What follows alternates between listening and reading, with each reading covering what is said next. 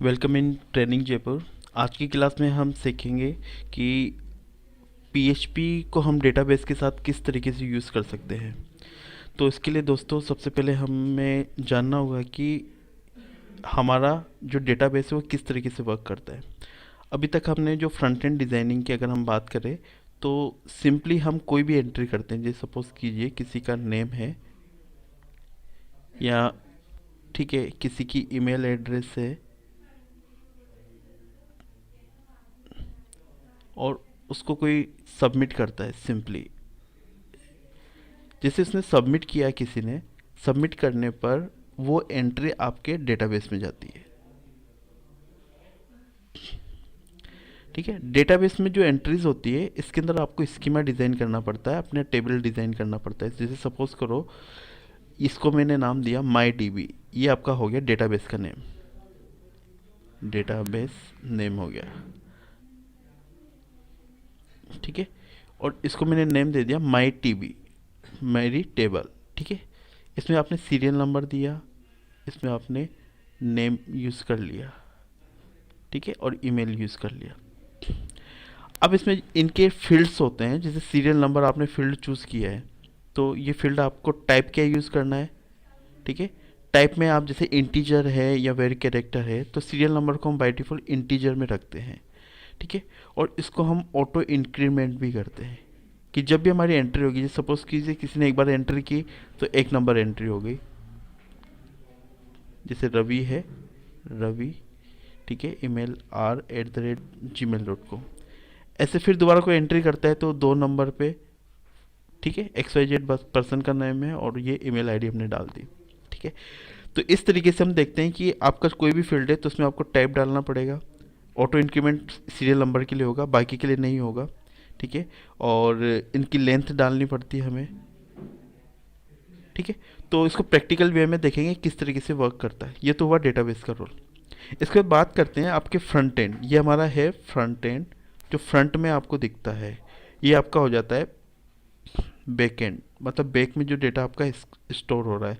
इसके बीच में हमारी कोई भी सर्वर साइड स्क्रिप्टिंग यूज़ होगी, जो कि हम अभी यूज़ कर रहे हैं पीएचपी। तो हमें यहाँ पर एक कन्फिग फाइल बनानी पड़ेगी। कन्फिग फाइल इसका मतलब है कि जो आपके डेटाबेस को कनेक्ट करे, डेटाबेस कनेक्शन के लिए। ठीक है, तो इसके लिए सिंपली हम जो बनाएंगे इसका मैं आपको एक बार के लिए समझा देता हूँ। My SQL I underscore connect, my SQL I underscore connect एक प्री डिफाइंड फंक्शन है और इसके अंदर हम क्या करेंगे, यहाँ पर आपको सबसे पहले डालना पड़ेगा local host. Local host basically आपका होता है होस्ट नेम। सेकेंड वन आपका होता है आपका बाय डिफ़ॉल्ट यूज़र नेम क्या है। जैसे हमने अभी तक जेम सॉफ्टवेयर जो इंस्टॉल किया है, रूट आप उसका बाय डिफ़ॉल्ट यूज़र नेम होता है। देन यहाँ पर आपको यूज़ करना होता है पासवर्ड, जो कि बाय डिफ़ॉल्ट हमारे लोकल होस्ट में नहीं होता है। जब आप ऑनलाइन सर्वर पे जाते हैं तो वहाँ पर आपको इसको रखना पड़ता है। ठीक है, तो ये आपका होता है पासवर्ड, जो भी आप चाहो, बाय डिफ़ॉल्ट नहीं होता है लोकल होस्ट में।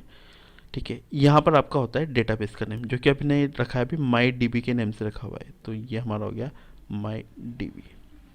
ये कनेक्शन फाइल के लिए हम यूज़ करते हैं। ये 4 पैरामीटर होते हैं। ठीक है, दूसरी टर्म्स में अगर आप जानना चाहो तो ये आपका होता है सर्वर नेम, ये आपका रहेगा यूज़र नेम, यूज़र नेम, ये आपका रहेगा पासवर्ड और ये आपका रहेगा डेटाबेस नेम, डीबी नेम। ठीक है, तो देखते हैं किस तरीके से हम एक छोटा सा प्रोग्राम बनाएंगे और डेटाबेस में इंसर्ट करके देखेंगे किस तरीके से वर्क करता है। ठीक है, तो सबसे पहले हम अपना स्टार्ट कर लेते हैं जेम। जेम में अपाची सर्वर आपने स्टार्ट किया, माईएसक्यूएल डेटाबेस आपने स्टार्ट किया, दोनों आप स्टार्ट कर चुके हैं। अब सिंपली हम एक प्रोग्राम बनाएंगे। इसको हमने सेव किया सी के अंदर, सेम फोल्डर के अंदर, इसके अंदर htdocs में हमने सेव किया इसको। मुकेश नाम से हमारे पास एक फ़ोल्डर होगा इसके अंदर। यहाँ पर मैं अलग से बना देता हूँ, एक db नेम से मैंने बना दिया फ़ोल्डर db। ये db नेम का जो फोल्डर है वो किस तरीके से वर्क करेगा, तो यहाँ पर मैं सबसे पहले इंसर्ट कर रहा हूँ डेटा, तो insert dot P H P मैंने ये बना दिया, इसको मैंने सेव कर लिया। सिंपली हम जो HTML में कोड करते हैं वैसे इसको बना के रखेंगे। ठीक है, सबसे पहले मैं अपना एक फ्रंट एंड डिज़ाइन करूँगा। फ्रंट एंड में मैंने डिज़ाइन कर लिया, मैंने एक फॉर्म डिज़ाइन किया है। ठीक है, फॉर्म के अंदर मैं यहाँ पर एक्शन एक्शन बाय डिफ़ॉल्ट मैंने फ़िलहाल ब्लैंक रखा है। ठीक है, इसके अंदर मेरे को मेथड भी यूज़ करना पड़ेगा। मेथड मैंने यूज़ किया पोस्ट, यहाँ पर मैं हमने नेम यूज़ किया है, और इनपुट टाइप टेक्स्ट हम इसमें यूज़ कर रहे हैं, और नेम को हमने नेम मेंशन किया हुआ है। ये ब्रेक टैग यूज़ करेंगे। ब्रेक के बाद हम यहाँ पर यूज़ कर रहे हैं कि हमारा ईमेल एड्रेस क्या है, तो हमने वो यूज़ कर लिया। इनपुट टाइप ईमेल, और नेम हमें मेंशन करना पड़ेगा, नेम भी हमने ईमेल यूज़ कर लिया। BR ब्रेक हमने यूज़ कर लिया।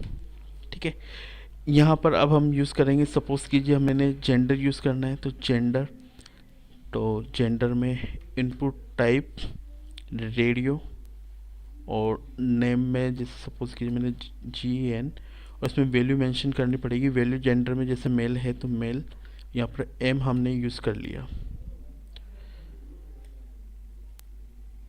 इसको कॉपी किया हमने, कॉपी करने के बाद पेस्ट किया, और यहाँ पर मेल की बजाय इस बार वैल्यू हम फीमेल यूज़ कर लेंगे, और M जो आपका मेल बना हुआ तो इसको हमने F यूज़ कर लिया।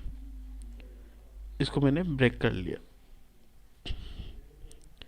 ठीक है, अब इसमें हम देखते हैं, ठीक है यहाँ पर हमारा ये मिस्टेक हो गया।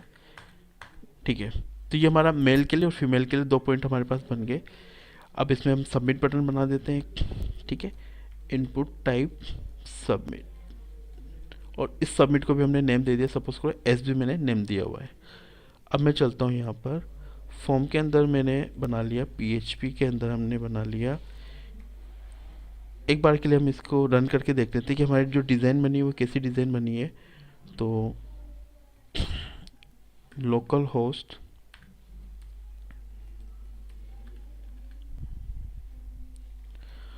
होस्ट के अंदर मुकेश आप यूज़ कर रहे हैं, मुकेश। ठीक है, इसके अंदर हम DB नाम के फोल्डर में गए, यहाँ पे इंसर्ट नाम से हमारे पास बना हुआ है, ये हमारे पास डिज़ाइन बनी हुई है। इसमें जैसे हम एंट्री करेंगे वो हमारे डेटाबेस में जाना चाहिए। ठीक है, नेम, ईमेल और जेंडर, 3 चीज़ें हमारे पास रखी हुई है।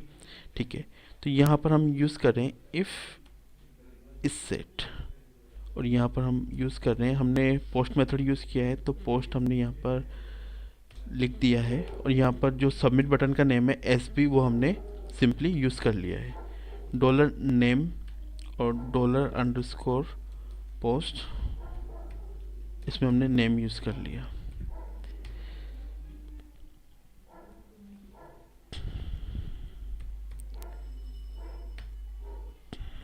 नेम, ईमेल, हमारा ईमेल नेम है, जेंडर।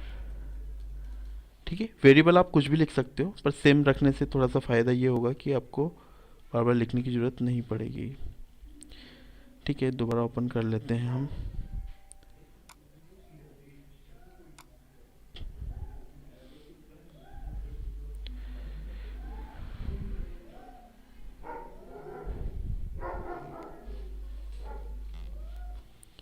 ठीक है, जेंडर, यहाँ पे जेंडर यूज़ कर लिया हमने, जेंडर।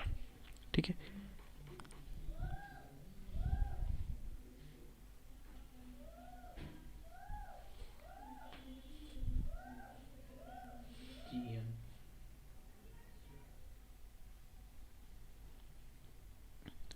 ठीक है, यहाँ पर हमारा नेम GN है, तो हम यहाँ पर GN यूज़ कर लेते हैं। ये हमने सेव कर लिया। ठीक है, अब इसमें हम यूज़ करते हैं कि डेटाबेस में किस तरीके से हम काम में लेंगे। तो डेटाबेस के लिए हमें सबसे पहले ओपन करना पड़ेगा local host. Simply local host जो हम ओपन करेंगे तो ये हमें इसके रूट फाइल पे रिडायरेक्ट करेगा। अब यहाँ से मैं PHP माई एडमिन की तरफ जाऊँगा। PHP माई एडमिन से मुझे क्या मिलेगा, ये मैं देख सकता हूँ। ऑलरेडी मेरे इतने डेटाबेस बने हुए हैं, मुझे नया डेटाबेस बनाना है। जैसे कि हमने बनाया था माई डीबी नेम से मैं बना देता हूँ, माई डीबी नेम से मैंने बना दिया, या फिर मैं मुकेश डीबी नेम से बना देता हूँ, मुकेश अंडरस्कोर डीबी, ये मेरा डेटाबेस का नाम है। ये कोलेशन और इस तरीके से आपको अलग अलग तरीके से मिलते हैं, ये आपके बेसिकली यूज़ होते हैं अलग अलग पर्पज़ से। फिलहाल जो हमारा पर्पज़ है वो कोलेशन से फुलफ़िल हो जाएगा।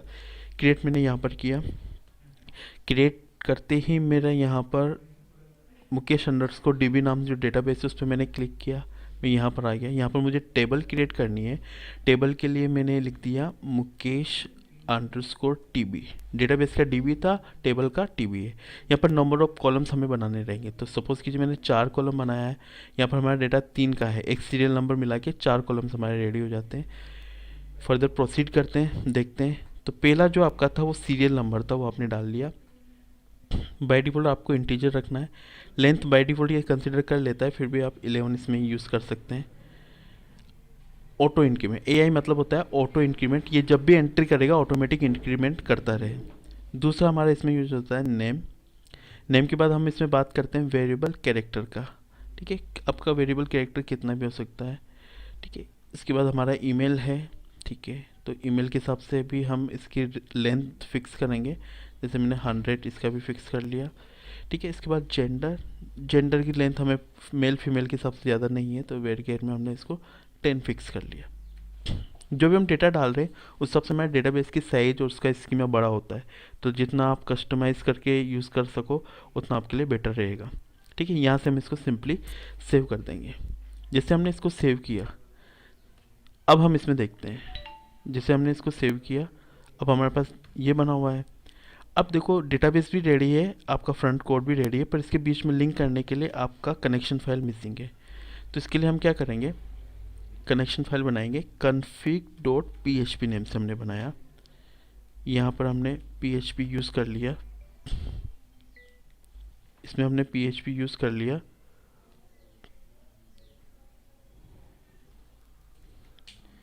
ठीक है, तो हम इसमें देखेंगे कि हमारे पास जो कनेक्शन फाइल है वो किस तरीके से हमें बनानी, तो मैंने सेम नाम से ही बना लिया, mysqli_connect।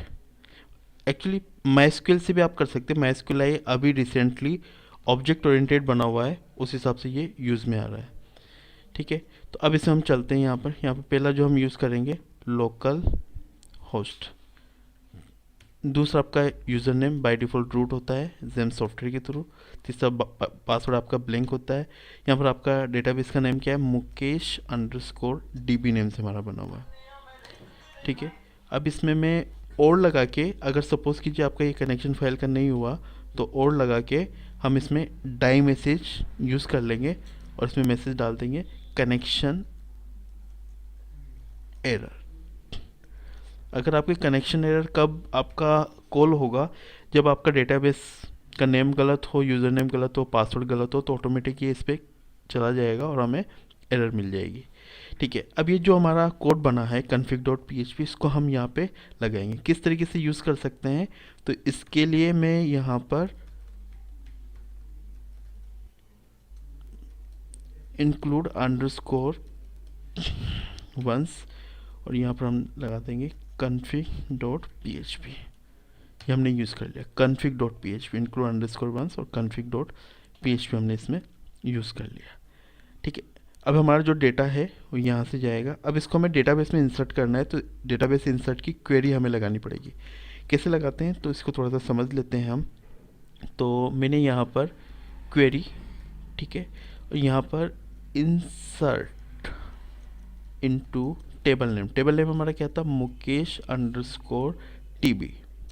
वैल्यूज़, वैल्यूज़ के अंदर हम यहाँ पर जो बाय डिफ़ॉल्ट रखेंगे, बाय डिफ़ॉल्ट आपका सीरियल नंबर था, तो सीरियल नंबर आपका बाय डिफ़ॉल्ट क्या रहेगा, ब्लैंक, जो इंटीजर के हिसाब से चलेगा।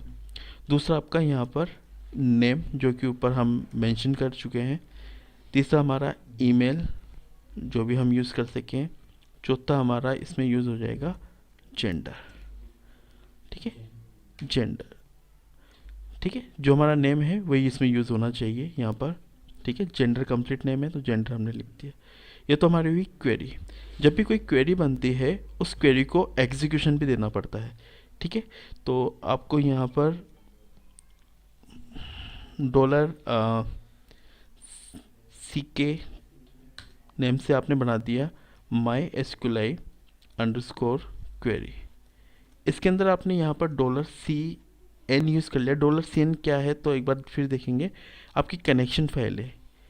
ये आपकी कनेक्शन फाइल के लिए रहता है। जब भी आपको कोई क्वेरी एग्जीक्यूट करनी है, आपको माइस्क्यूलाई क्वेरी कंपलसरी आपको लिखना, क्योंकि वो डेटाबेस को लिंक करेगी, उसके बिहाफ पर आपकी क्वेरी यूज़ हो पाएगी।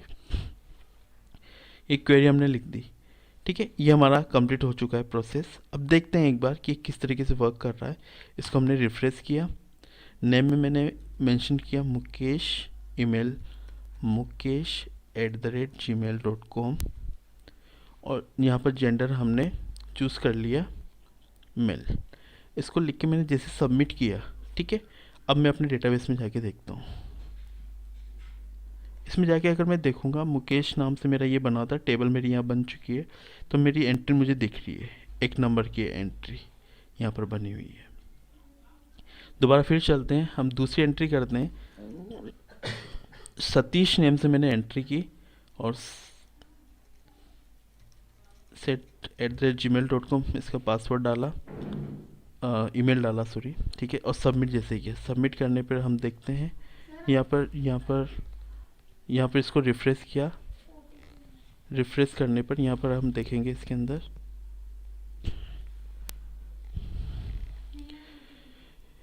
सेकंड नंबर की एंट्री हमारी हो चुकी है।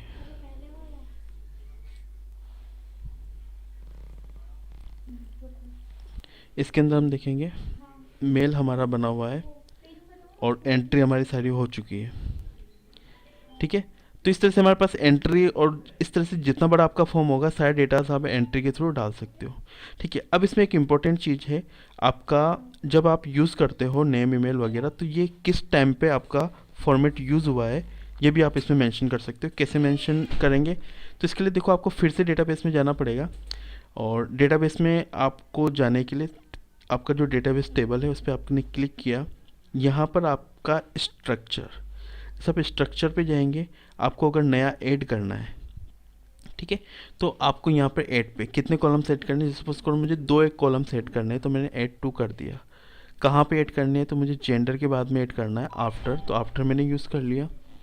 अब इसके अंदर मैं यहाँ पर मैंने गो कर दिया। जैसे 2 करेंगे, 2 कॉलम्स हमारे सामने आए हैं। यहाँ पर हमारा करंट टाइम, ठीक है। करंट टाइम मतलब जिस टाइम पे एंट्री हुई है वो टाइम हमारा यहाँ पे मेंशन हो गया। इसके अंदर आप यूज़ कर सकते हो इसके लिए टाइम स्टाम्प। एक आपका टाइम स्टाम्प होता है जो कि करंट टाइम के हिसाब से वर्क करता है, ठीक है। लेंथ वगैरह डालने की आपको ज़रूरत नहीं है, और इसमें डिफ़ॉल्ट के अंदर भी करंट टाइम स्टाम्प आपको मेंशन करना पड़ेगा, ठीक है। और कुछ मेंशन करने की जरूरत नहीं है। यहाँ पर आपका होता है अपडेटेड टाइम। अगर कोई एंट्री आपकी फ्यूचर में अपडेट होती है तो कब कब वो अपडेट हुई है, ठीक है। अपडेटेड टाइम ये आपने यहाँ पर मेंशन किया। इसके अंदर भी आपको टाइम स्टाम्प डालना है, टाइप जो आप यूज़ कर रहे हैं। डिफ़ॉल्ट में आपको कुछ नहीं डालना है, एट्रीब्यूट में आपको थोड़ा सा इसमें काम करना पड़ेगा। On updated current time stamp ये आपको इसमें यूज़ करना है, ठीक है। एक बार फिर देख लेते हैं। करंट टाइम स्टाम्प में टाइप टाइम स्टाम्प यूज़ कर रहे हैं, डिफ़ॉल्ट आपका करंट टाइम स्टाम्प होगा इसमें। अपडेटेड में आपका डिफ़ॉल्ट के बजाय एट्रीब्यूट आपको यूज़ करना पड़ेगा। यहाँ पर आपने इसको सेव किया। जैसे आपने इसको सेव किया, ठीक है। अब हमें हमारे कोड के अंदर इन चीज़ों को कॉल करने के लिए क्या चीज़ें यूज़ करनी है, तो उसको भी हम देख लेते हैं। यहाँ पर आपको यूज़ करना पड़ेगा करंट,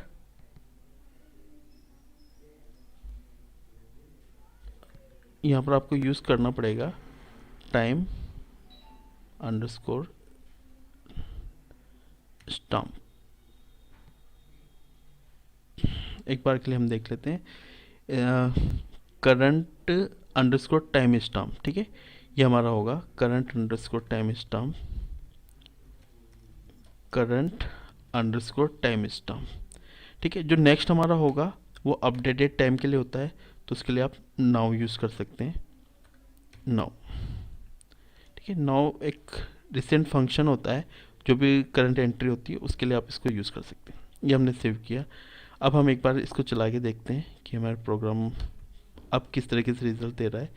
ठीक है, मैंने यहाँ पर एंट्री की प्रिया, ठीक है, PR@gmail.com हमने यहाँ पे लिख दिया, एफ में फीमेल लिखा और जैसे मैंने इसको सबमिट किया।